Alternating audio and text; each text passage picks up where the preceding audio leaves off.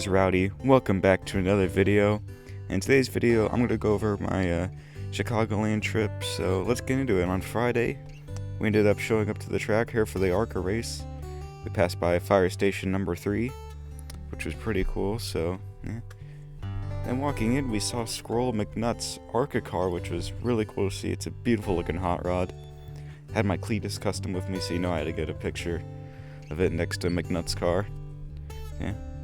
Then I saw Kyle Busch's 2018 Chicagoland plaque. I know he had one from 2008 as well, but I didn't see it. And then ARCA cars ended up getting on track for practice. I mean, they already were, but we got to our seats both kind of by then. But that didn't last for long, because then it started raining. And believe me, this won't be the last time it ends up like this in this video, so yeah. Here's just a little look at the situation I was in that moment. It definitely wasn't fun. And it wasn't really dry from the inside because water was leaking through the grandstands. Yeah. Gotta give credit to them for drawing the track incredibly quick for enough time to get cup cars out for practice, which was just impressive. So, yeah, shout out to the jet dryers there for getting the track dried that quick. Yeah. It was pretty cool to see practice, just, see cup cars back out on track in Chicagoland. It was just a pretty cool sight to see. Just overall. Well, it was nice to see, just cars on track after all. And then the ARCA race got underway.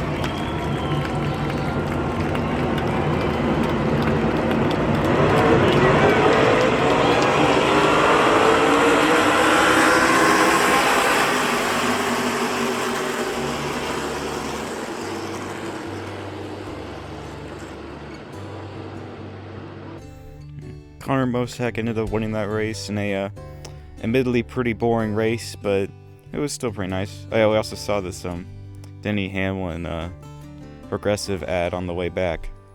And then Saturday rolled around where definitely the most went on, I think. I got William Swalch's signatures you saw there, but there's just a lot of really cool stuff out there. I got a ton of pictures of. I mean, I know this video is pretty quick, but there's cool stuff. They had a little memorial thing for Kyle Busch here. I don't even know what this is. I personally call it the Freedom Throne. Oh, that's a tongue twister. But yeah, there is also Kyle Busch's number 8 on the grass. But then rain part 2 started to happen, and this time it was even crazier than the first one. And I mean, just look at that. You could barely see the track through there. So yeah, that was just insane. There's another picture I took when it cleared up a little bit, but yeah. Once again, here's another look at what I got. Yeah, it wasn't very funny. Basically just had to stand in whichever area did not have water leaking through. Yeah. There's a little look at the track there. So, as you see, it was very wet, but the jet dryers, they were hard at work. Yeah, and hey, look at that. The sky started to clear up. You could actually see the blue sky again, which is amazing. Yeah. Jet dryers continue working hard at work. At this point, we'd gotten back to our seats, even though there was a little light drizzle. Which, by the way, this was my seat number, just perfectly fitting. That was 18, if you know, you know. But, yeah, then, I was about to say Xfinity cars. O'Reilly cars got out on track. And then the race happened, so I'm going to shut up now and let the cars back.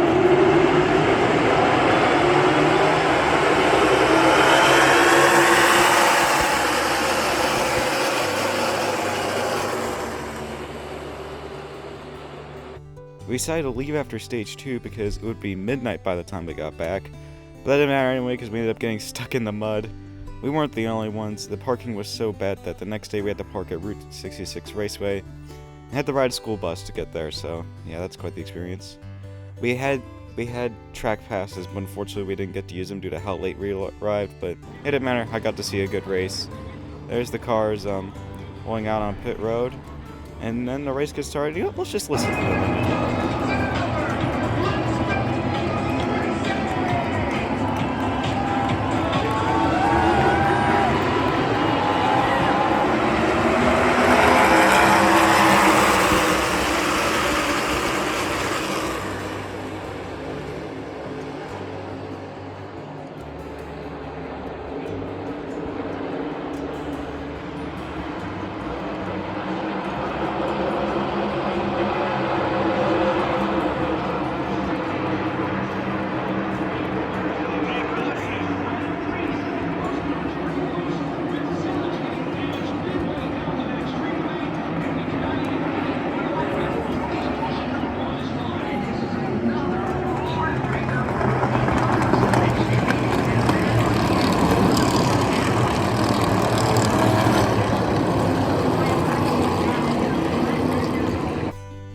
Chase Briscoe ended up winning the race, which, you know, was pretty cool. Happy for him.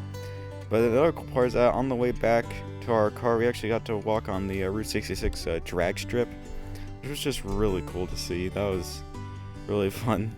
So yeah, there's my final haul from Chicagoland, just my Chicagoland trip in general, and see all the diecast cars that got early releases. But just overall, this was a really fun trip. I want to thank my dad for taking me there. It was really great. I want to thank you all for 80 subscribers. We're getting over so close to 100 every single day. I just thank you all so much. So yeah, that's gonna be it for this one. Until next time, stay rowdy, y'all.